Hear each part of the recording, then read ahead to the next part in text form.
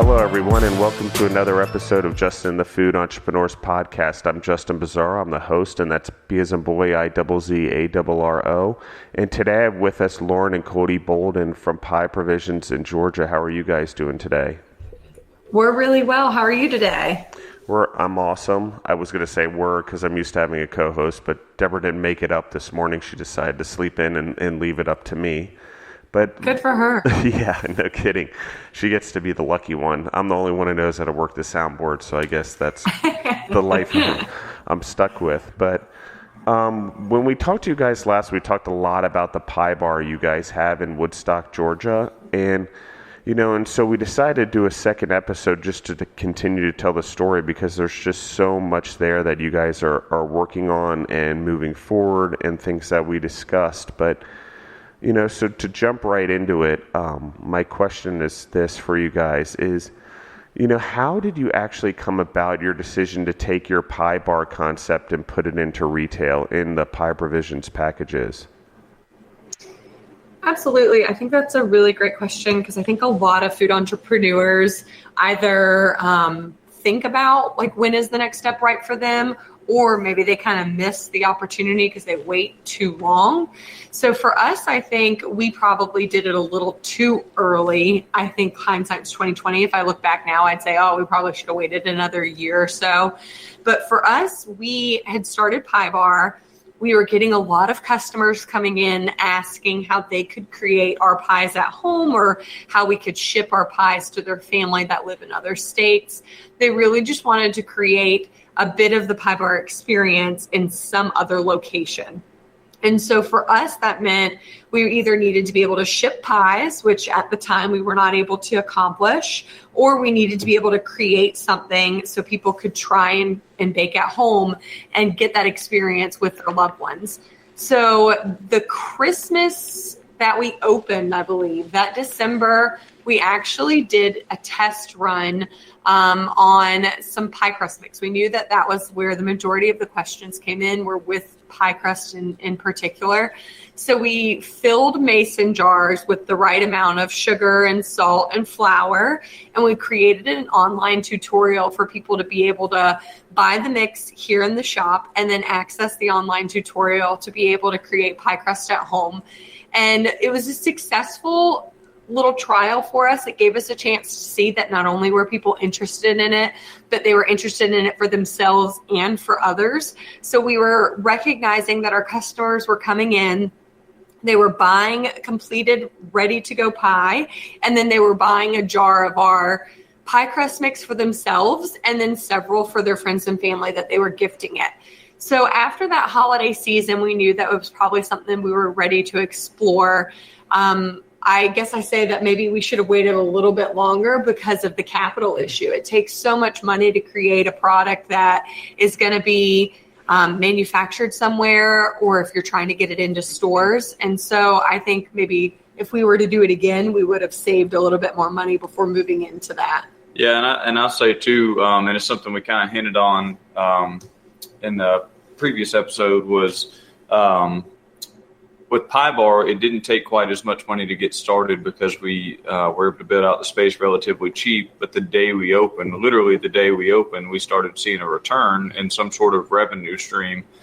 When you're building a retail ready product like that, I mean, it could be 6 months, 8 months, a year, 2 years before you see any sort of revenue coming back in by the time you go through your branding process and pick out your manufacturers and actually have the product produced.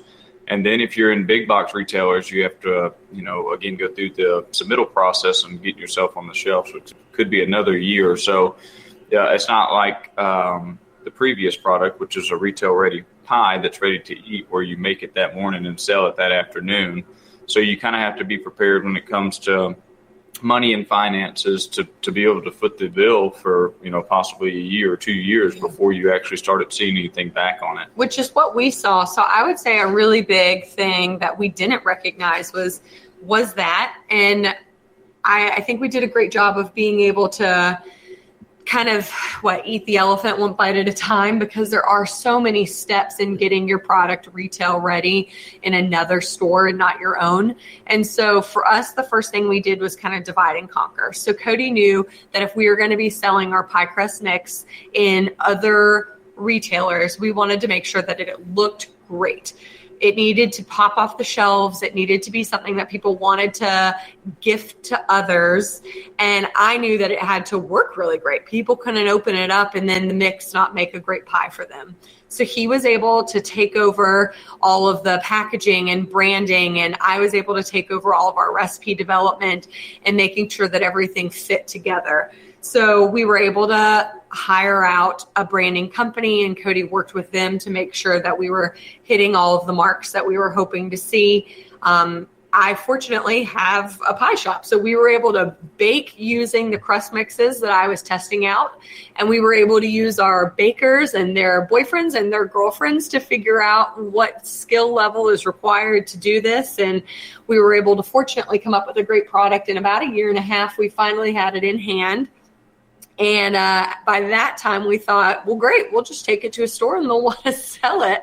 And it took another 6 months or so to get it onto shelves. So it probably had about a 2-year life cycle from the start of let's actually create this product to, hi, we sell pie provisions in this specific store and you can go in and purchase it.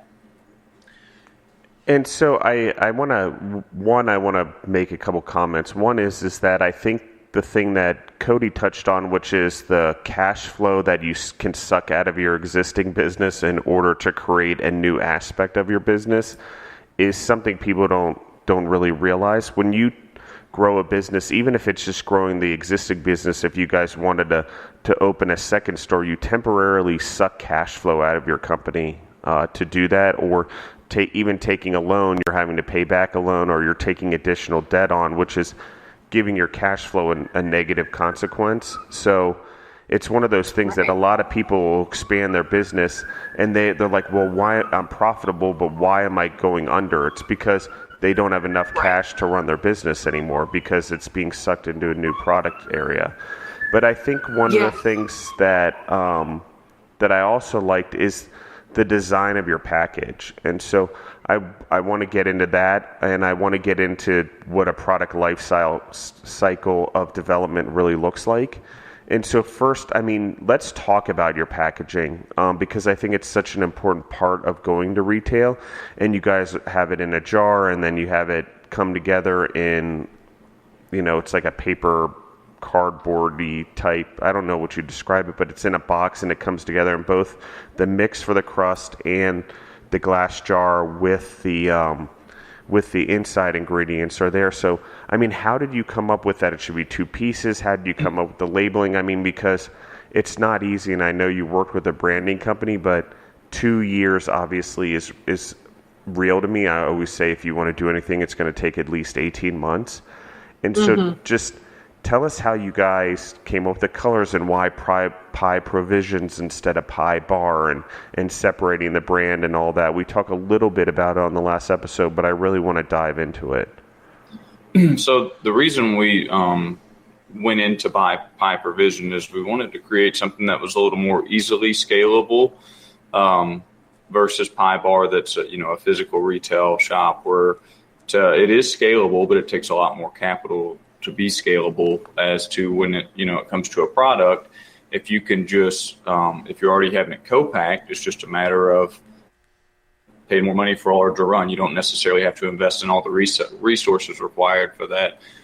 So when we started Pie Provisions originally, I think we wanted to name it Pie Bar Provisions, and then as the more we thought about it, the more we talked about it, is we kind of want this to be larger than that. So we didn't want to necessarily tie it in. So we took out bar, and what left was Pie Provisions, and we consulted with a trademark attorney and all of that to make sure that it felt within those regions, that it was something that we could actually get protected, and it did.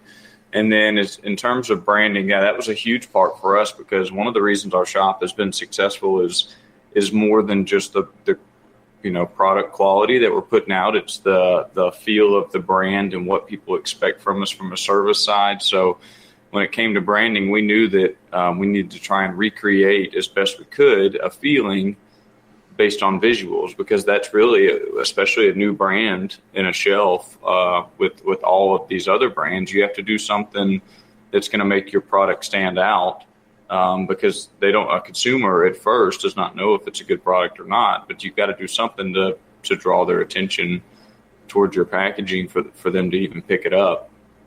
So we kind of faced, after a couple meetings with the agency we used, do we put a picture of a pie on the box? Most other competitors, baked goods in that space on the baking aisle have a picture of what they are on their box. And they recommended that we do either one, and we decided that we didn't want to do a picture of a pie on the box because that's what every other one of them did, and it would help ours stand out a little bit. And our colors are like a navy, a rust, and a white or a cream color. At first, it was black and white, but we did want to separate it from Pie Bar because Pie Bar is very black and white and clean, but we wanted to keep it, very high contrasted colors. I think, like what Cody was saying is, when we walk down the aisles in grocery stores to look at what our competitors were selling and how they were packaging their product, because to start with, that was our goal, was to get into larger retailers, and we wanted to make sure that we were putting out a product that the quality was there, but also that, again, it was on the shelves and people would notice it and want to pull it off of the shelves. And so that was a huge driver for us, is recognizing what are the color schemes that other people are using, what are the photos that other people are using, and how can we make sure that we're setting ourselves up for success. We're going to give ourselves a little bit of an edge by creating a product that is super high quality, but it's also really attractive to look at. As we've grown and we've figured out that maybe grocery stores weren't the right fit for us and that independently owned boutiques are better fitted, it worked out well because our beautiful packaging has truly helped us grasp the gifting market. So now I would say a large portion of our purchases are people buying the gift sets for someone else. And so when we decided to launch our second SKU of products, which was our pie fillings, we knew that people would want to buy the crust and the filling together. And we knew we wanted to be attractive to the stores that are selling our product. And what's the most attractive thing we could do to make sure that they're easily able to make sales so they would want to continue to reorder with us? And a big part of that was making sure that everything was retail ready. And if it's a gift item, that somebody could easily grab it off the shelf without even thinking about it, go to their register, make the purchase, and then gift the item. So when it came time to design a package that put both the crust mix and the pie filling together, Cody actually designed that box with a packaging company here in Georgia. And the idea was that both fit in there nicely, both could be seen through a window in the box itself. And then we intentionally left the opening without any sort of plastic. You can touch the crust mix and the pie filling, both of those containers, so that people could almost feel the high quality of the packaging, which hopefully in turn tells them that it's a high quality product on the inside as well. And I'll say too, with specifically with the pie crust mix, when it came time to decide the size and shape of the box, something that's always been really important to me is durability of a product and just what it feels like. So our box for the pie crust mix is actually a little bit smaller than competitors, but when you feel it up, it feels substantial. And so the sizing basically came off of the portion pack that's inside of it. I wanted to make sure that when you picked up the box, it felt like what you know what you're buying, what you're getting. It's not a big box that's only a third of the way full with actual product. We were trying to avoid that annoying chip issue where you open a bag of chips and it's like a third of the way full. I understand there's reasoning behind it, but as a consumer, it just drives you nuts. So for us, we wanted to make sure that all of the individuals that were using our product and purchasing our product truly understood the value behind it. Yeah, and actually, it's interesting you say that because I just had a conversation about that empty chip bag with someone. Mm-hmm. And I actually I hear a lot of different stories. People have told me they need space, and it's in there because the air and making sure the product and doesn't go bad and longer shelf life. But actually the one that makes the most sense to me that I've heard so far is actually because they want to hit a price point, so they can only put so many chips in a bag, but they want as large of a bag as possible because they're marketing on the shelf against hundreds of competitors. That's their billboard. Yeah, it's their billboard. So, I mean, that's the one that makes the most sense to me. But you're right, as a consumer, that drives me crazy. And so I love your packaging, and it's, again, one of the main reasons I wanted to have a part 2 and continue on and tell the story, although we're calling it Pie Bar and Pie Provisions in the episodes. If anyone wants to go back and look for the Pie Bar episode, the prequel to this episode. But it's the thing is it's so well done. I like exactly what you're saying. The window is not between me. It's not something keeping me from touching the product. It's something that I get to touch. It's high quality product for packaging for a high quality product. And the other part, and I'm going to ask the question even though it's an obvious answer, I believe, but most companies put pie fillings in cans. Correct. And so why a jar? So in order to can in-house, we actually currently do all of our canning through our FDA kitchen, which is here in Georgia. We do all through Pie Bar's kitchen. You have to have expensive equipment to do it in cans themselves. So when you're seeing a canned pie filling product, that's being done at a really large manufacturing facility that has equipment that I could but currently could not afford. And so we knew jars were going to be most likely the main option. I think it's really important that when you're starting something out that you understand the negatives and the positives. We knew positive of using a jar is that it makes it look really high quality and you can see inside of it and it's beautiful and it can be used as a gifting option. The negative side of it is they're expensive. They're expensive to ship. They're expensive to buy. And so for now, I think the jar is the best option. We've explored the opportunity of using some type of plastic material.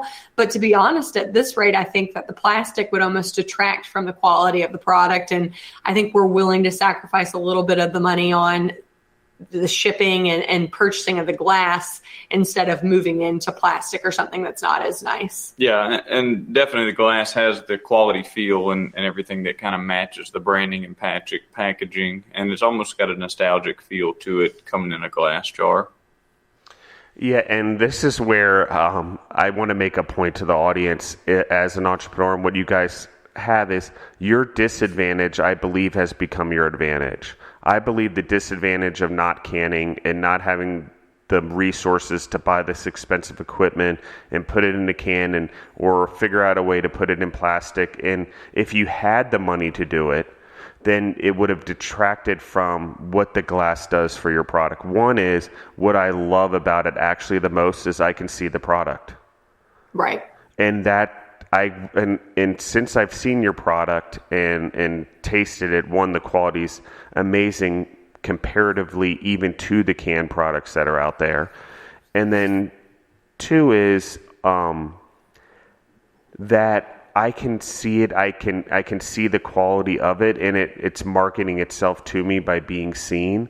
And it's just not something that's typically done in pie filling. And it gives you guys this sort of uniqueness and sense of quality. I agree. And, the mason jar glass thing, yes, it's expensive and people detracted from it because of the price of shipping. I agree with that. But there's 100% two things that happen. One is the sense of homegrown and home cooking and the feel of memories that come around mason jars, in my opinion. And then the second part is there's a sense of quality that happens in mason jars for some reason because, not all generations are going to remember this, but for some reason I remember pickling in mason jars. I remember the quality of mason jars. I actually remember in college mason jar parties and things like that associated, and they were the higher quality parties. I mean, let's be honest, we were drinking Pabst Blue Ribbon. And so it's it's just something that you guys have done so well with the packaging and the product and putting it together. And obviously it's a higher price point. But once someone tastes the product, sees the packaging, actually can see the product, the price becomes less important. And that's what you guys have done through this disadvantage, I believe. So I love that a lot. Well, thank you. And I want to pause right there as we talk about this, and I want to just refresh the audience's memory. How can people find you online, both the Pie Bar and Pie Provisions? What's the Pie Bar's address, location, where you guys are located? And quick, give me the flavors or the pie offerings that you guys do through Pie Provisions. Sure thing. So you can find Pie Bar at 8720 Main Street in downtown Woodstock, Georgia. We're about 25 to 30 miles north of Atlanta. You can follow us online at pie_bar on Instagram, or on Facebook, it's Order Pie Bar. We love connecting with people there. Pie Provisions, you can find us across all social media channels, Instagram, Facebook, and Pinterest as Pie Provisions.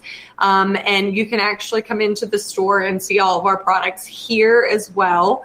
We do make all of the Pie Provisions fillings in our Pie Bar kitchen, so you know that everything is going to match our quality here that we have in the shop. The flavors we have of Pie Provisions is tart cherry, bourbon pecan, ginger peach, and we recently won Flavor of Georgia for our Georgia blueberry. Yeah, it's a pretty incredible product. And I think we've said it on the last episode that the blueberry that we tried, and you guys have sent us one. And after I did all the photos with the podcast, we obviously have made it and enjoyed the whole do-it-yourself pie thing. So there's a crazy thing that it's interesting to me because, I mean, there is a whole world of sort of do-it-yourself, but have the items to do it with. So it's almost idiot-proof, I should say, almost. And and it's a cool thing, and I didn't realize. I mean, to me, I see people do it like Betty Crocker and cakes in a box and all of that, and the icing, and it's already packaged. Well, one is you guys have sort of combined both together in one package as one of your options, which I love. The other part is that it's so easy. I mean, it's not hard, which to me, pies just seemed so hard, and I don't know why in my mind. And I don't bake, and even in our business as food, we rarely bake because it is somewhat of a science to us and not something we specialize in, although we're going down that direction when it comes to gluten-free cookies and things that hospitals need, but it's not something we would ever be interested in doing in retail. So it's really a cool thing. And and what we're seeing is that the direction that we have to go to even get it to people, we're actually not going to bake the cookies. We're just going to do packaging of the dry goods and things like that because it is so expensive once you start packaging things and putting things in there. But you guys have figured out a way to make it work. I mean, you've literally put together a package. It has the filling, it has the crust mix, and it's amazingly awesome, and it's fun to do. It not only does it remind you of memories, but I feel like if you do it with your friends and family, it builds memories also. And so I think there's a whole cool thing around, the pie being the memories. So that's amazing. Thank you. Well, I want to take a step back. You mentioned separating out the brand, the Pie Bar and the Pie Provisions. Do you have them set up as separate entities, legal entities? We do. So when we first decided to launch Pie Provisions, like Cody said, we thought, what should we name this? Should it just be an offshoot of Pie Bar, but all under the Pie Bar umbrella? And after going back and forth between the two of us and then bringing in our attorney, really the final decision was this should be a separate entity. We knew that when we started Pie Bar that eventually we would love to see it grow and then potentially sell. And so in order to make sure that we're setting ourselves up for success and setting Pie Bar up for success, that we needed to keep Pie Provisions as its own legal entity. So it operates and runs completely separately. So we try not to use any of Pie Bar's resources in the sense of the employees for Pie Bar work in Pie Bar. If they ever work at Pie Provisions, so if they're brought in to help with canning, we're going to pay them separately through Pie Provisions. Or if we're using ingredients, it's nice to be able to buy in bulk, just because usually your price point's going to be lower. So we may order all of the ingredients through Pie Bar, but then Pie Provisions reimburses it. So everything is run as two separate businesses that I would say are friendly with one another. I think it's been really interesting to see. When we started Pie Provisions, we thought that we would probably transition more full-time into Pie Provisions a lot quicker than we have. And that's just because Pie Bar has been so integral in the growth of Pie Provisions. And then Pie Provisions also helps fuel Pie Bar. So it's been really interesting to see how they'll play off of each other and kind of the opportunities that have come up because how they work together, which has been exciting and fun and frustrating and all of the things in between. Well, one, I agree that the separation from a liability standpoint and having them be able to see if they can stand up on their own on separate spreadsheets and stuff matters, although that doesn't necessarily mean they need to be separate legal entities. But from a liability standpoint, obviously, but you also want to make sure that one doesn't negatively impact the other if you need to close it and things like that, or it doesn't work out. So I brought it up because I assumed that that's what you did, just because it makes sense. And anyone who's out there, it may be more work to run two books or separate out the labor like you guys are doing, or marketing dollars or inventory dollars, but it just makes sense because they do become different business entities also, and having the separation and being able to apply marketing and look at them separately and grow the business separately does matter. And especially if there's another brand that comes out or you guys continue to be entrepreneurs, it matters. I mean, I remember, thank gosh it's not like this anymore, but having 23 LLCs at one time, just in the food side. And then when we were in the sports management side and getting into that, we had another almost 9 different LLCs and entities in that business. So, but while it seems like a lot, once you figure out how they work together and intertwine it and all of that, it does make sense. And I will tell you, and we sold off pieces, so it made it a lot easier to sell pieces or be acquired some of those pieces because they were separate LLCs or separate business entities. And it also made it we had a few that didn't do well. They did well at first, but after a few years, the market caught up to us and competition caught up to us, and it wasn't worth our time and resources anymore. So it was a lot easier just to shut down that business entity and keep moving and not negatively impact any of our other entities. So, and I don't know if creating them as two separate entities was the easiest choice. I think, to be honest, my brain does not work very well segmented. I think that's probably been one of my hardest challenges, is being able to say, well, this is Pie Provisions and this is Pie Bar, and then feeling like I'm giving the appropriate amount of time to both. I think that's something I struggle with a lot and don't feel like I'm doing a great job at.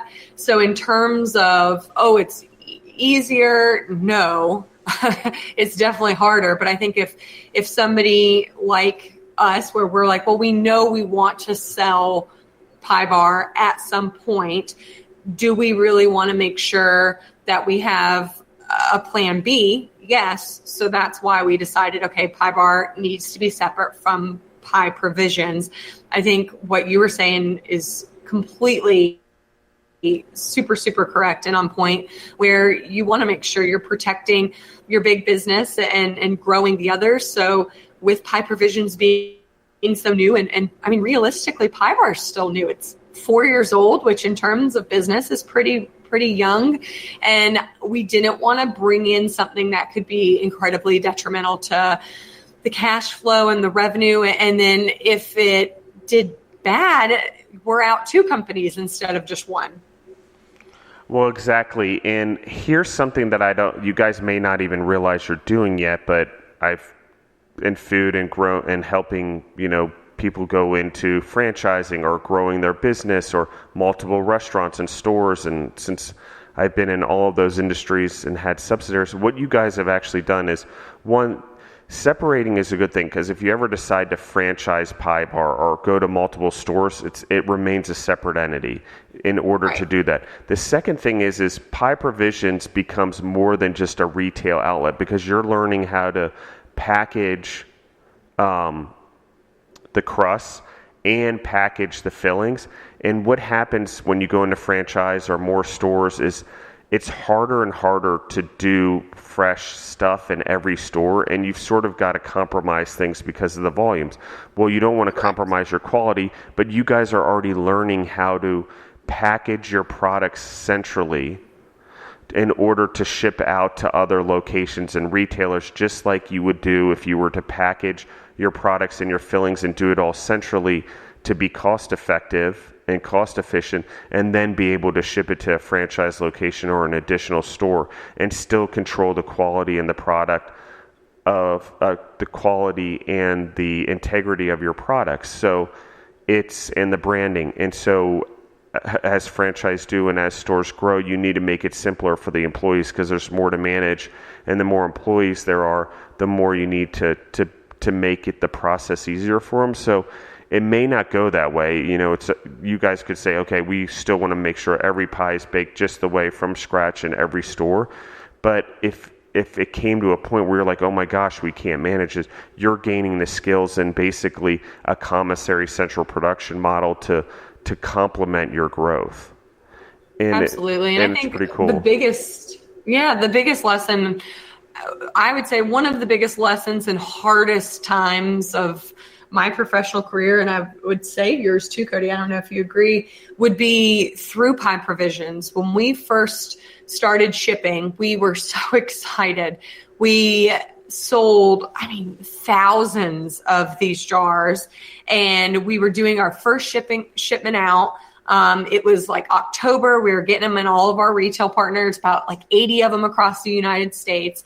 And we put everything, packed it up. We spent ridiculous amounts of money and time on packaging. We worked with UPS to make sure that it was all correct. We ship it out. We took a picture, which looking back at that picture, I want to be like, oh, so sad.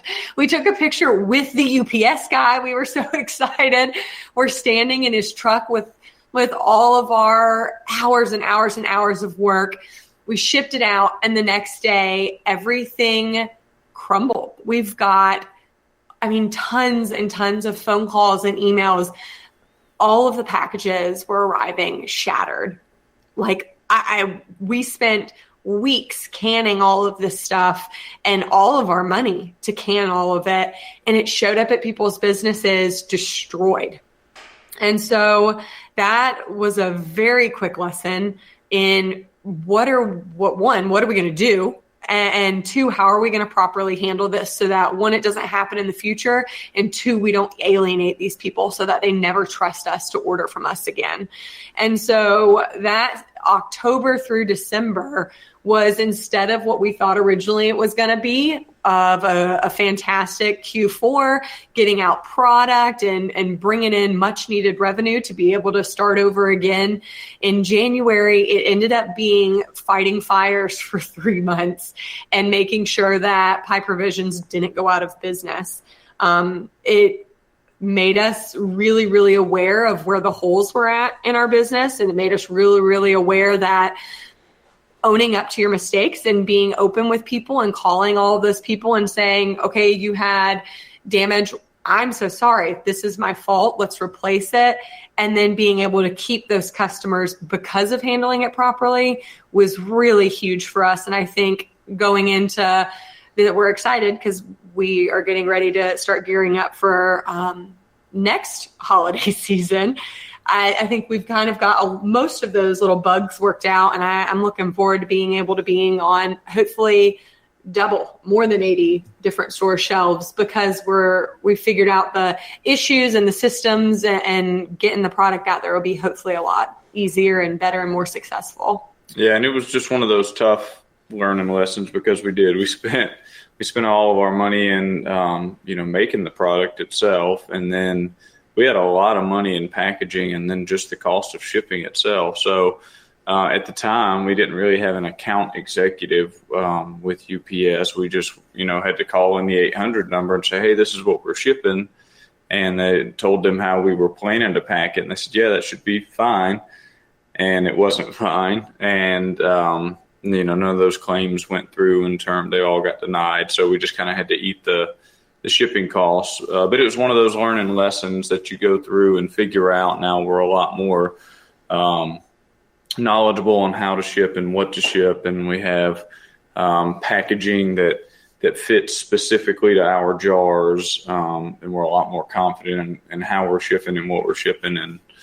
And we learned a lesson. We learned that when we ship something out, instead of allowing the customer to call us to say there's a problem, we've got a system in place. We ship something out, I get a notification it's arrived, I give them 2 days, and then I call and make sure everything was arrived safely and that they're happy with everything, because we've learned that if I can get ahead of it and call them and make sure that everything is great, fantastic. If it's not, they're excited because I care enough to call them and make sure that they're taken care of, versus, that first shipment day, we're getting horrified phone calls from people who trusted us and trusted that we were sending them a great quality product, and they, spent money as well and had plans to sell it in their store. And so it was definitely a learning lesson all around. And, I think UPS was sick of us by the end of it. So we figured out how to best contact our UPS representative and best work with them, which was, again, in a business where the majority of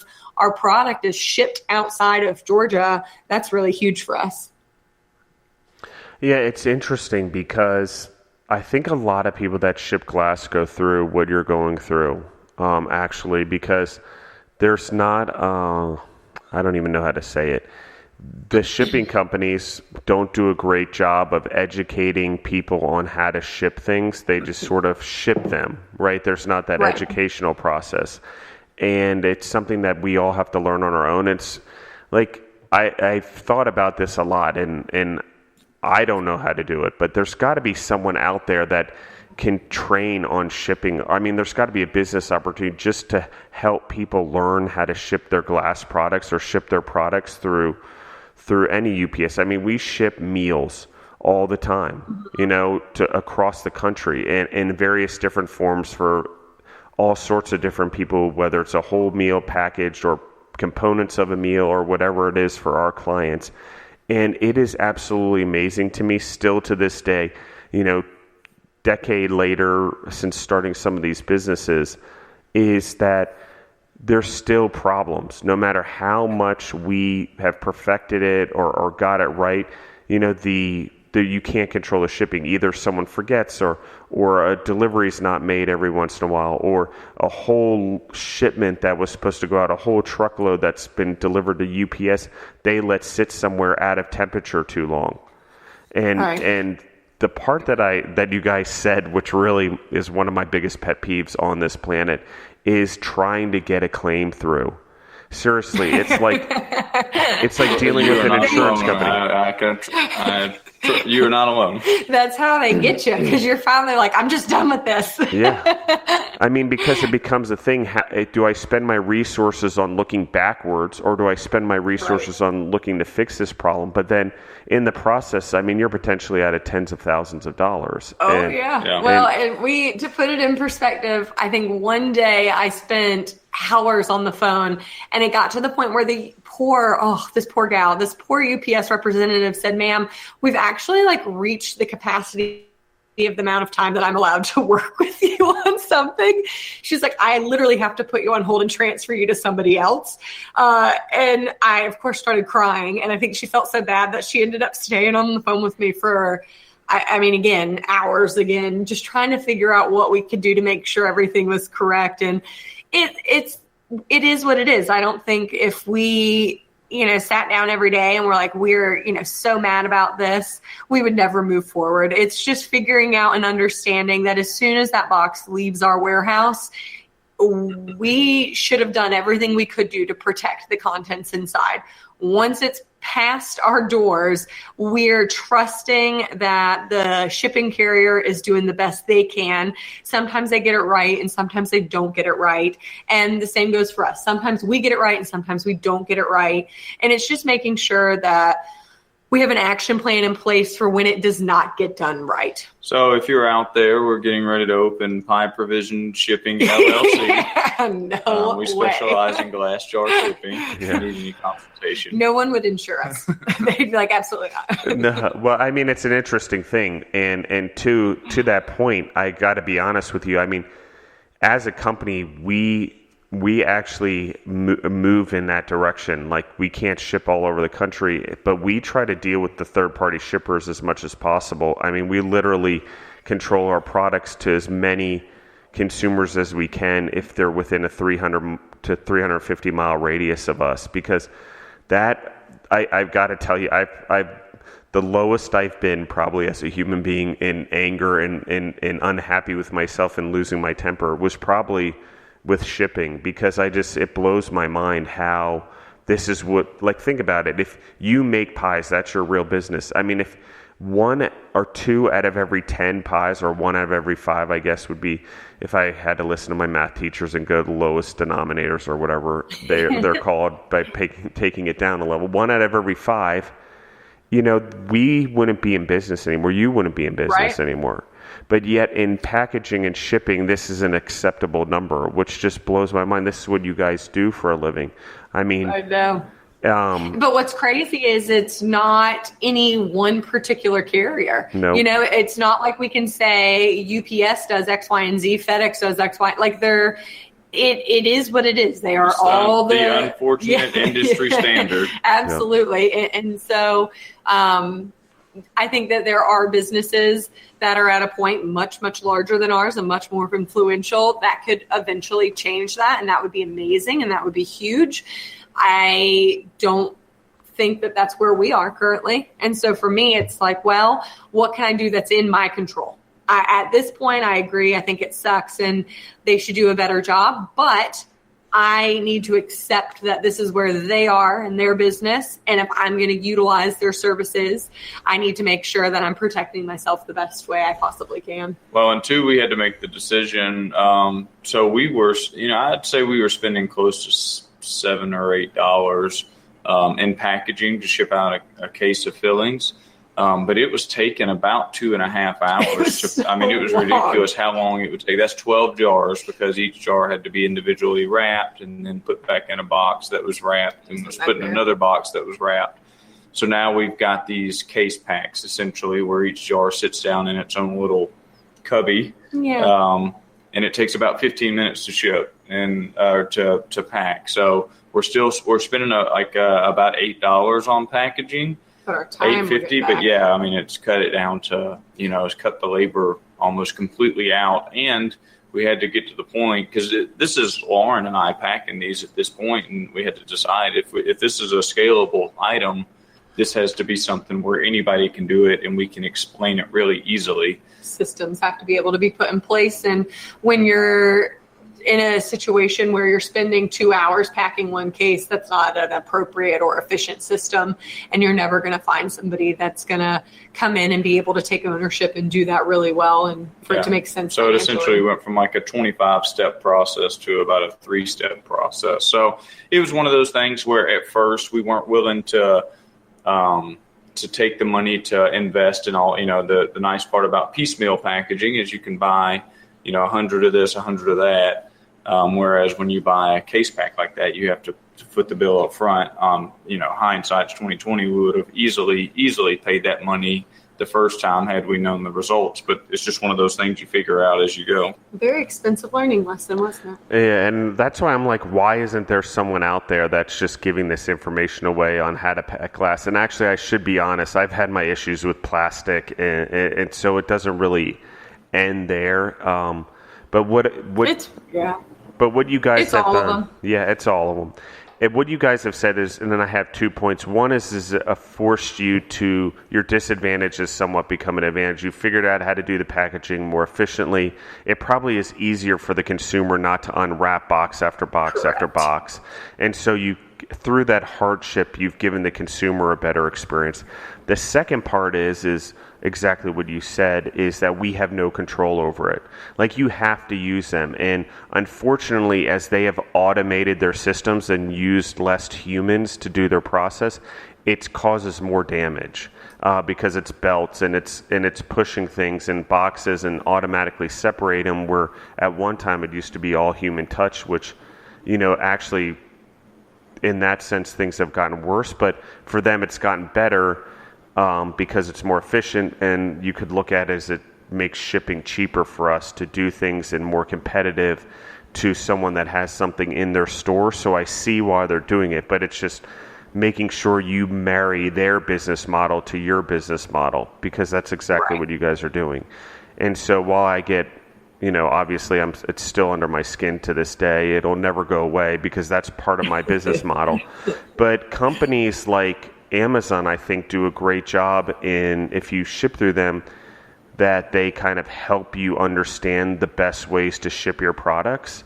And there's ways that if you're a person on there shipping your product, they don't want their reputation ruined, so they help you. And I don't particularly love the Amazon model because they own your customers, which is a whole other topic. But they do this huge educational process in making sure that when you ship your food, it hits certain qualities, and that they make sure that the liability is yours, that they sort of walk you through this consequence thing, which was about 10 years too late for me. But it was, with the clients that we have that go through Amazon and products that we're putting through there. But it's they're a necessary evil is what I say. I mean, you need to ship products.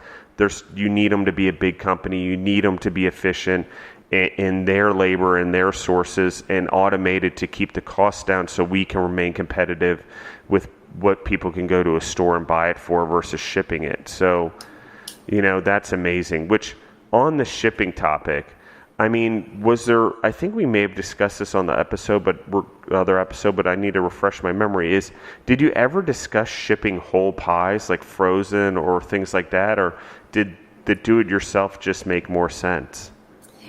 At the time, the do-it-yourself made more sense. So essentially, when you ship a pie, you need to be able to freeze it so that it's going to stay fresher and safer longer. And at the time, we didn't have substantial freezer space to be able to allow that to happen. We didn't have packing space to allow that to happen. And so we actually, over the past probably couple of months, have been working on figuring out a way to ship pies as well through Pie Bar. So when we built out our extension kitchen and warehouse, we were really fortunate to be able to get a walk-in freezer and a walk-in fridge, which has been tremendous for our business. So a good example of kind of a thing that would happen at Pie Bar all the time is we would make our chicken pot pies, and the majority of the way we would sell them is frozen. So we'd make the filling, we'd make the crust, we'd put it together and freeze it. And because all we had was reach-in freezers, and I'm talking about like 6 or 7 or 8 reach-in freezers, because we just kept kind of shoving them in little corners or any place we could find a spot for them, we would sell out. People would call and say, hey, I want to come in and get a pot pie. Will you have them tomorrow? And we'd say, yeah, of course. And then we'd sell out immediately. And so there was just no space for us to put those frozen pies to test shipping. And so about a month ago, Cody was working on designing packaging and really understanding if somebody's going to receive a shipped pie to their door. One, it's not a cheap price point, so it needs to be a really great experience. We want to make sure that whoever is receiving that pie doesn't think, well, this isn't that great. We want it to look really, really nice, and we want them to be able to experience what Pie Bar has to offer no matter where they are in the U.S. But 2, we wanted to make sure the pie made it there safely. So all of this practice through Pie Provisions has helped that, and we're hoping to be able to launch shipping of our Pie Bar pies at some point this summer. I think this is incredible. Well, and I want to get into the savory pies versus the sweet pies just as a side topic. But one of the things, and while I just went down a negative road on shipping, it has so many upsides, and I would actually say as a consumer, I have now more things shipped to myself than I go out and buy. I mean, I may go to the grocery store and buy some of the fresh produce and meats and stuff like that, but a majority of the stuff, the sauces, the spices, the things that I like, I can't get at my grocery store. So it ships. And through this podcast, we have people ship us samples, and we do photos and things like that. And we're starting to figure out, okay, well, maybe there's a way to also give back to the entrepreneurs and do like giveaways and stuff like that. And we ship stuff out.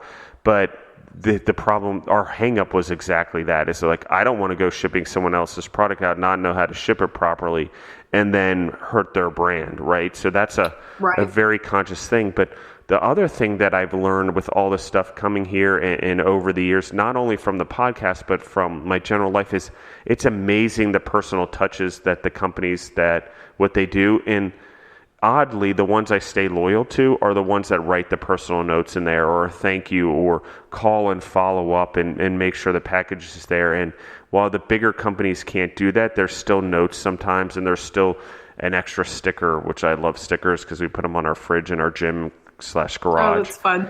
And so it's sort of like, okay, if person throws a sticker, and I mean, it's like a $1 sticker, probably max, probably costs them a lot less. But, you know, there's this way to give people a better experience through shipping. So again, while it may cause problems, it forces you to do innovations that make your business better for the consumer, and forces you to then, like you said, now you call your customers. If that never happened, as negative of a consequence it does force you to do that. And also, I believe that as time goes on and we keep shipping more and more food goes to shipping, and Amazon's become more popular, they're going to start figuring out better ways of shipping. I mean, and safer ways and things. You know, the shipping companies are a moving business also, and they have shareholders and they have things. So it is getting better. So I don't want people to think it's doom and gloom. And if you have a business like yours, or any food or beverage business, you're going to have to figure out how to ship no matter what, because that's the way the world is going. So as frustrating it is, I can get frustrated with any supplier or any vendor that I work with. And so it's just part of being an entrepreneur. Yeah, I'll say too, honestly, now when I receive something shipped in, I'm a bit disappointed when I open it and the only thing in there is what I bought. Because it is such a unique proposition when, especially when we live in such a technologically advanced day, is for just a moment you have, especially when you ship directly to the consumer, but for just that brief moment, you have all of their attention when they're opening the box for the first time. So it's always been very important for us to, while we do have that moment, how can we best capture that audience? So, not only with what they're receiving, because that's what they expect, because that's what they bought from you, but whatever little touches you can put in there to kind of, just like what you mentioned, if there's a sticker in a box, you tend to be more loyal to that. But what can you do that's going to kind of put it over the top outside of what they already expect from you, which is a really neat thing with shipping. And it's also a way to kind of just to garner that while you have them for just that moment in time. Yeah, and it's good that this episode won't air for a while, because if I throw out anything that you guys want to put into practice, you have some time to do it. But one of the coolest things I've seen in food, and like I'm on the verge of signing up for this, is there's a particular thing that we do during the holidays, and I don't want to give away their name, take away from you guys, but I sign up, and every holiday I get this package in the mail, and it's something we can put together, and it's a little bit specific to the holiday. So if it were you guys, it'd be peaches, potentially on Easter, and apple on Christmas, and pumpkin on Thanksgiving, for example. Pie's ready to go, but I don't have to think about ordering it. I sign up for every holiday. It comes in the mail about a weekend before Easter. So even if I'm going out of town to someone else's house, I can bring it along with me, and that's what I can prepare. It's not pie, just so you know. But it's literally this. Basically, it's a do-it-yourself, but it's all the components I need to do these particular dishes for the holidays. I think that's a great idea, and it's neat because a lot of businesses you think about Pie Bar is a good example of it's expensive to have a store and to get people into our store. And then, okay, well, we can make this much revenue out of this store, so we need a second one kind of thing. Well, shipping allows us to add a second revenue stream without that second overhead, which is huge.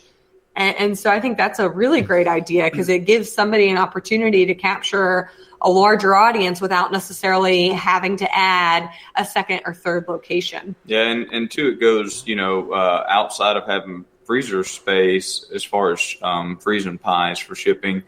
The benefit of Pie Bar and Pie Provisions and all they're separate, but it's still us, is we were able to take that risk and make those mistakes with Pie Provisions, but still have the knowledge to apply that to Pie Bar when it comes to, how we ship things and how to pack them and how they're going to be received. So now we can kind of move that knowledge that we've gained through unfortunately disappointing mistakes that we made with Pie Provisions, but we can apply that to Pie Bar.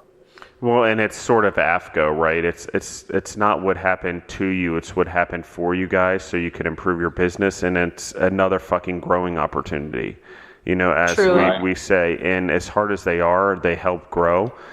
But, and I think being in shipping, there's huge advantage. And like I said, companies that really get good at shipping, and like you guys are getting, like there's models and subscription models like I'm talking about. Like I don't even have to think about ordering. If I sign up with this company, it's just there.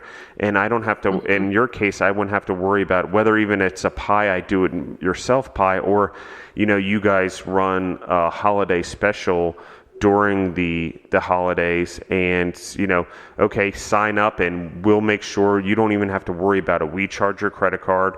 We ship the pie. We make sure we do the seasonality. And all you have to do is say, okay, whatever event you're going to, I'm bringing dessert. I'm bringing a pie because I know it's going to come in the mail from either Pie Bar or Pie Provisions. And all I either have to do is make it or show up with it and heat it up or whatever. So I just think that whole subscription model thing is a thing. So if I were to, give you guys something that I would give to someone that I was working with, that'd be one of them, because I love this whole concept that's coming out where I don't have to think as a consumer and I don't need to forget, because I can tell you in my life probably we've done grocery shopping and prepared for events and all that, and we always forget something. But the more it's just automated for us as human beings, the busier we get, especially as entrepreneurs. Having someone just no-brainer, I don't even need to order razor blades anymore. It's the greatest thing ever. They just show up every 3 months. It's like, it's true. And why it makes me less efficient with my razor blades, because I know more are coming every 3 months. I don't ever go without them, or deodorant or whatever. So these subscription plan models are pretty cool. So I'd leave that with you guys just as something cool to think about and look at, because I think you have the right business for that, for sure. Absolutely. And but not telling you how to do it. I just thought that was a fun thing, and I thought about you guys as I was doing it. So I agree. I think that is an opportunity to be able to explore in the future. I think Pie Provisions has so many routes that it could go to be successful. And I think that's both daunting and exciting at the same time. I think that the subscription model could be a really fun way to have that really high touch point directly with consumers, which is always really fun and really rewarding, because you're getting to connect with people on a individual basis, as opposed to currently we're using Pie Provisions as a wholesale outlet. So I definitely will write it down in our little notebook. And I think as our business grows, I would definitely say you could see something like that coming from Pie Provisions at some point. Yeah, because it'd be so cool, because then you have a captured audience. And then if it's my birthday, you send me a free pie. It builds into your cost or whatever of doing it in a subscription model. But how much of a service would that be? Obviously, I'm saying this because I'm going to be your first consumer to just have pies. Because you want a free pie. I got it. I got the free pie, but I also want to be able to do the desserts and all of that and never have to think about it. We just did Deborah's birthday not too long ago, and there's a podcast on it. But let me tell you, like, the process of ordering a cake from someone and then getting there and then not being ready, and just the frustration that I went through. I'm like, how are you running this business? Where if it was sort of a no-brainer, like I knew as part of my program that I had a cake coming that she would like, or a pie, that she would like, and I built it into the plan, in my stepdaughter's birthdays and things like that. I mean, it could be such a cool thing.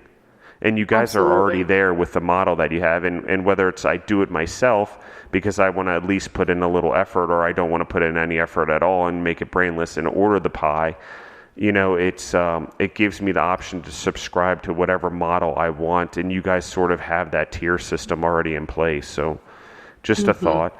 But on to my next thing, the savory pies, because I saw like a Mexican pie basically that, oh my God, it looked delicious on social media. So anyone listening in, you need to look at this pie. But then you also talked about the chicken pot pie. So yes. You talked about freezing it and sending it, but is there a future for savory pies and the same kind of do-it-yourself packaging possibilities as you do your sweet pies? So those are a little trickier. So as soon as you get into canning anything that has like a meat in it or a dairy product or eggs, generally you have to kind of take a next step up in terms of making sure you have all of the proper equipment and making sure that everything is being canned really safely and really properly. Fortunately for us, all of the products that we can are considered acidified, but they could also in turn be canned as jams. All that means is that their sugar content and their pH is at a place where it's pretty safe. So even if there was an accident and say maybe one of the jars didn't seal all of the way and we missed that and somebody opened it and ate it, most likely they would still be healthy and fine. You start getting into issues with real serious health concerns and safety when you bring in those factors. I think that there could be a market for that. I don't know if I'm the right person to do it. It makes me very nervous. We actually got to spend a little bit of time at our manufacturing plant who does our pie crust mix this week, and they're blending dry ingredients. And this is a facility that has a built-in lab that has scientific professionals there on staff, 6-7 days a week.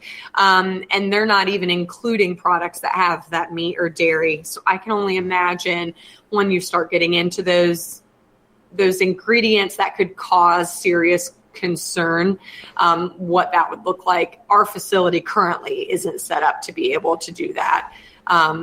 For now, I think that the sweet pies are probably where they'll stay. What do you think, Cody? Yeah, I agree. And again, all that comes with time, effort, and funds. It takes money to be able to research and do things like that. And right now, I think what we found is instead of trying to grow wider, we're trying to grow deeper. Yeah. So we do have 5 or 6 SKUs with pie provisions, and what we're going to do with those is find the best way to market those SKUs and make them the best product they can be before we branch into a different one. I could see more sweet flavors being added before more savory flavors are. I think this is probably something you've experienced too, is when you're in a retail facing industry, it's tough because people's, first question, and we get this a lot when we do our trade shows, is, oh, this is great, but what's next? And so it's trying to really almost change that culture with when we're at those shows, instead of allowing them even the opportunity to say what's next, is to wow them with what we currently have. So instead of creating a B product, we want to create a B product and then continuing to make B products, we want to have a smaller amount of SKUs that are all A+ products, so that our 4 or 5 SKUs, although it's not a ton, you're not looking at multiple sheets of offerings. We have really great shipping and packaging and processes in place, and everything is being canned properly and safely. And when people buy it, they're reordering. And so I think before we kind of explore more opportunities, we want to make sure we're spending time creating depth within the products we currently have. Yeah, and I'd say that's really been our approach to business with both of our companies is, we have a pie shop and we only sell pie. We constantly got questions about if we were going to try and turn it into a cafe and would we offer sandwiches. But, we made the decision to say, no, we're going to only sell pie, but we're going to make the best pie we can. And instead of, when it comes to pie provisions, instead of creating a bunch of products. Is how do we create one? And I think what that does in terms of culture is some people maybe think it's stagnant to stick with those products, but for us, it's how do we improve that product the best way we can in terms of everything: customer experience, product quality, high touch with the consumer. And then once we perfect that, then we'll try and move on to the next one. Instead of constantly trying to chase the next sale, we want to make sure that we're selling to the appropriate vendors and then creating a relationship with them so that they're also seeing the benefit of sourcing our products. Does that make sense? No, it absolutely makes sense. And here's one of the reasons I asked the question. I was curious because, for example, as a company, we do lots of co-packaging and meals for hospitals and all that. We don't bake pies. That's one of the things that we're like, okay, that's not our specialty, and we don't have the right equipment for that and to do it in the amount of volume that's needed. So it's something that if we bring pies or cakes or cookies, like I said before, it's usually third party. Like, that's not something we make from scratch in our facilities, and we don't co-pack it. But, we co-pack the fillings and stuff like that, somewhat, but it's becomes a specialty market. And what you said about the meats and the pot pies, I was curious because of my own thing and because I know how much regulatory compliance we have to go through to do that for ourselves and for our customers and our clients, and to ship it all over the country. And it's not your model by far, but it's just one of those things where, we have the regulatory compliance teams in our facilities are becoming bigger by the day as there's more loopholes to jump through, and pathogens or the foreign objects and all of that become more prominent because I don't know why, but just Mother Nature, everything adapts very quickly and grows and changes. So, as a business, you're exactly right. The amount of regulatory compliance and making sure it's safe for the consumer that we have to go through is huge. So I was thinking that either direction I asked the question, one was either it was going to be a no, you're not going that direction, or two, yes, we're going in that direction, and it's this huge undertaking that's going to take another 2 years. And so that's sort of why I asked it, because I think people don't realize what they do when they're going forward, and you need to really do your research. And I think you guys know what you're good at and know where you are right now as a business, which is actually so comforting that you said what you said. And it makes complete sense, is that why not just stick with what we've got right now, what we're doing really well, and go deeper instead of bigger.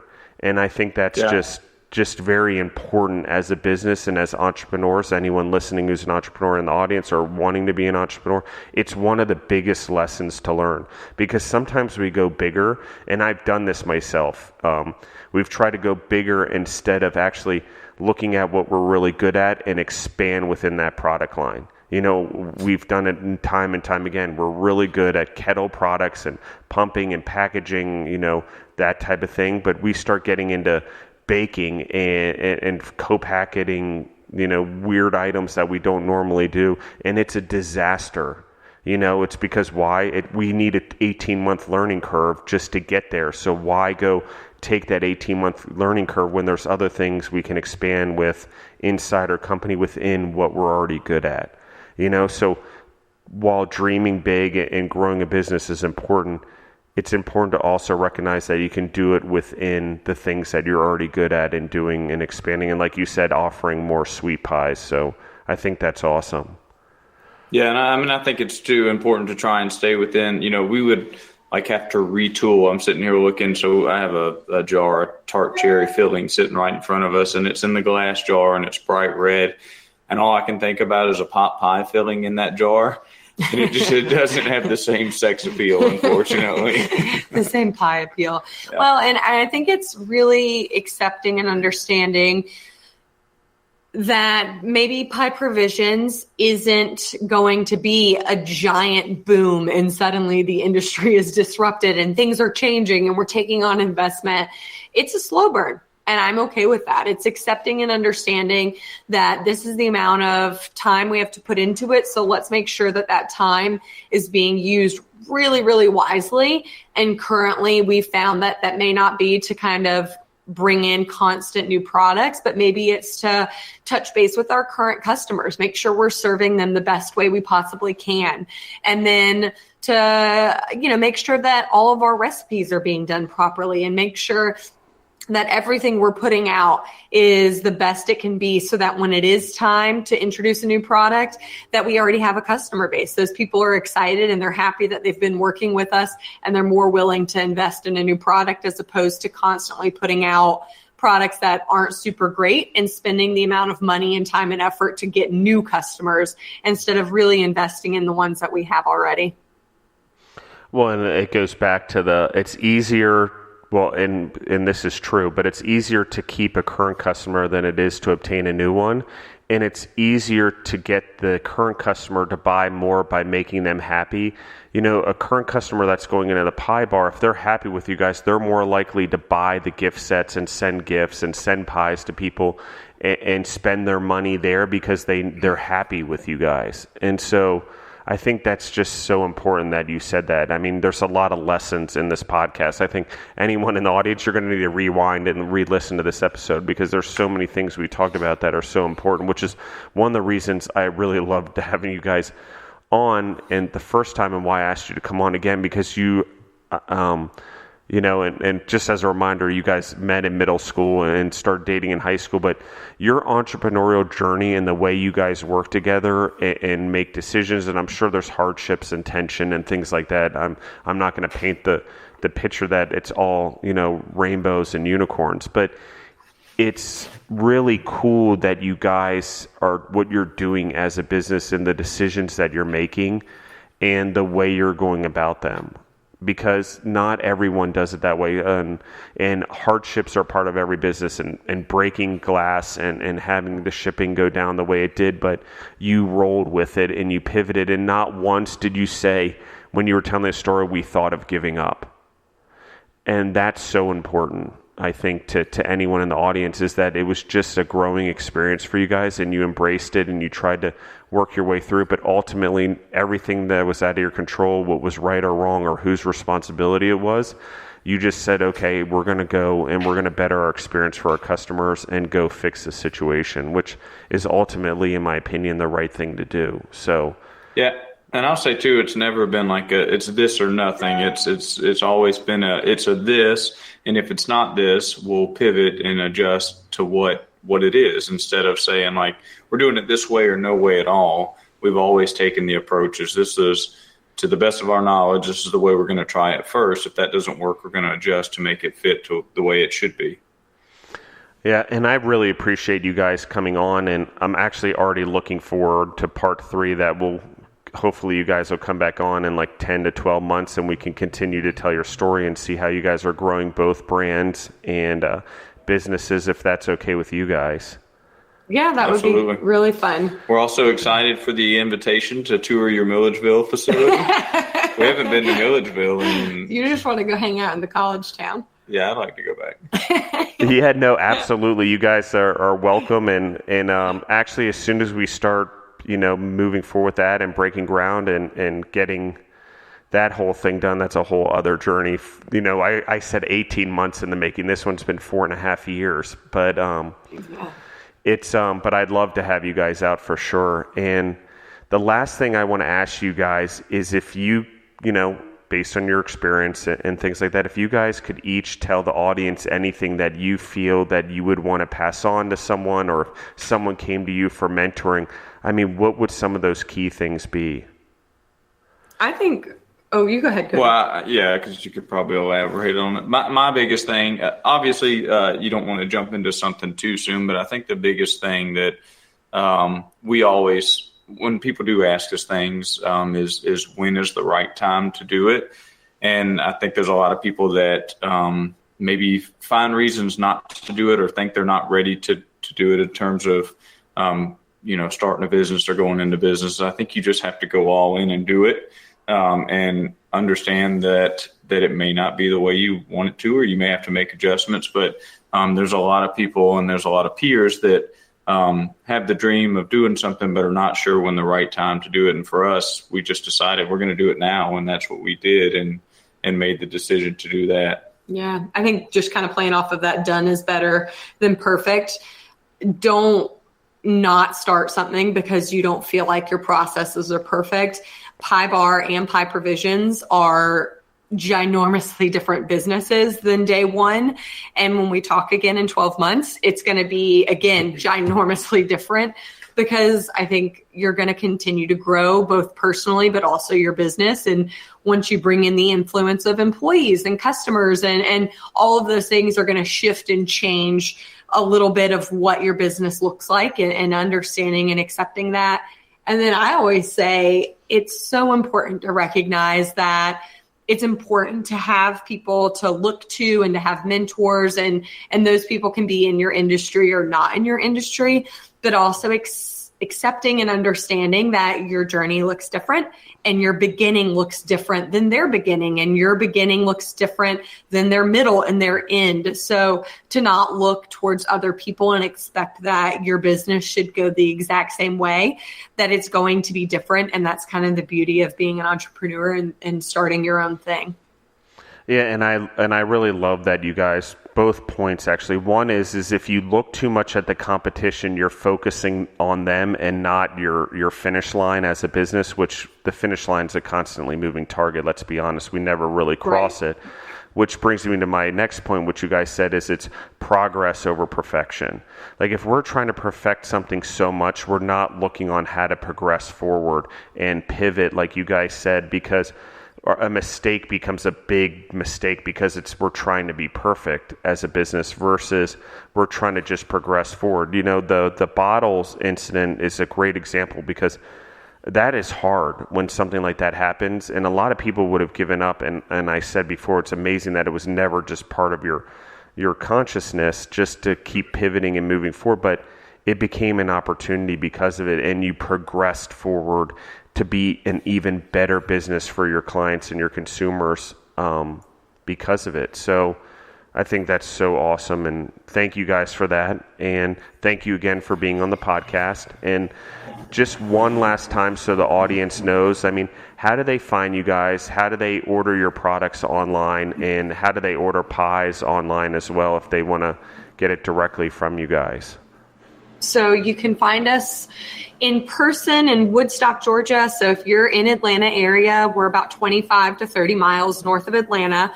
Pie Bar is located at 8720 Main Street. That's in downtown Woodstock, which is a really fun community. So you could always come up and grab a slice of pie, and there's a bunch of really great restaurants and bars and music venues, which is always really fun. You can also find our Pie Provisions products if you want to see them here in person, or you can find us online. So Pie Bar is on Instagram, pie_bar. On Facebook, it's Order Pie Bar. And then Pie Provisions is online at Pie Provisions across all channels. So our website is pieprovisions.com. Our Instagram, our Pinterest, and our Facebook are all Pie Provisions. We try and use both of those resources, not necessarily to make sales. We use those resources to really connect with people and to share our pie experiences. Obviously, you can purchase our products through those forums and through those websites, but we never want anybody to feel like they're only going to the website to make a purchase. They're going there to engage with us and connect with us and hopefully share a little bit of pie love. And thank you. And you guys are superstars, really, and I'm super impressed, and I really love what you guys are doing. And honestly, I've been doing this a long time, but I've learned so much from you guys and just studying your business model and going back and listening to the previous episode and now even on this episode. I think it's just so refreshing to hear someone else. You know, it's like the weird thing, I have the voice inside my head, but to hear someone else say it and do it, it validates sort of what you're feeling and what you're doing. And it's part of the reason we do this podcast is to let people know they're not alone. And what you guys are doing is really absolutely amazing. So one, I want to thank you guys not only for being on the podcast, but thank you for making the entrepreneurial journey. Thank you for creating jobs. And thank you for all you guys are doing, because I think it's so awesome, because you're more than just entrepreneurs out there profiting. You're also doing a lot for business and the environments around you guys, and being participants in Flavor of Georgia. I mean, all of it. It's just a really great thing you guys are doing. Well, thank you. We really appreciate it. And it was so fun to get to talk with you. And we always like to let everyone know if they have questions to reach out, because we've been in the same situation and we still do that. We'll reach out to friends of ours who have businesses that are a couple steps ahead to say, hey, what's the best route to do this? And we found that camaraderie amongst entrepreneurs is something that's so special, and I think it's pretty difficult to find outside of the entrepreneurial circle, and it's super fun and super cool. And thank you for allowing us to, speak with you and then hopefully speaking to others. Yeah, and I'll say too, business related or pie related, we get lots of emails on people just asking questions about pie and maybe something they made at home and didn't quite sit the way it should, or didn't bake the way it should, or maybe their whipped cream is running. We love all those kind of questions as well. And that's awesome that you share it. You're not like, oh, well, if you buy my pie, you wouldn't have a problem. No, you actually are giving back, And so I think that's amazing. We might embed a product in the response email. Of course. I mean, it's an opportunity to get in front of someone, right? So it's, I would do the same thing. And Cody, definitely, I would love to have you guys out to Milledgeville. And I will, offline, we can talk about that. We can do a little ghost hunting, and I can show you actually what we're doing out there and what the Georgia International Food Center is going to look like and future plans and things like that. And, maybe even eventually we put a pie bar out there or something like that. So that'd be kind of cool. Yeah. But it is a neat little town. Yeah, I'm not going to force it, but it's just, I think pie would go anywhere. So thank you guys for being on the podcast again. And anyone in the audience, thank you guys for listening in. At this point, as we're recording this, we're in over 43 countries and tens of thousands of downloads and growing by thousands of downloads a day, which is quite incredible. There's no overnight successes in this world, as we just talked about on this podcast, but seeing the momentum and the support the entrepreneurs are getting that are on this podcast and the love that's being shown to them. So I appreciate everyone who's listening in and passing it on. Thank you. If you want to be on the podcast, you can reach out to me at justin@thefoodentrepreneurs.com or follow us and like us on Instagram and Facebook at Justin the Food Entrepreneurs. Thank you everyone for listening in, and have a great day.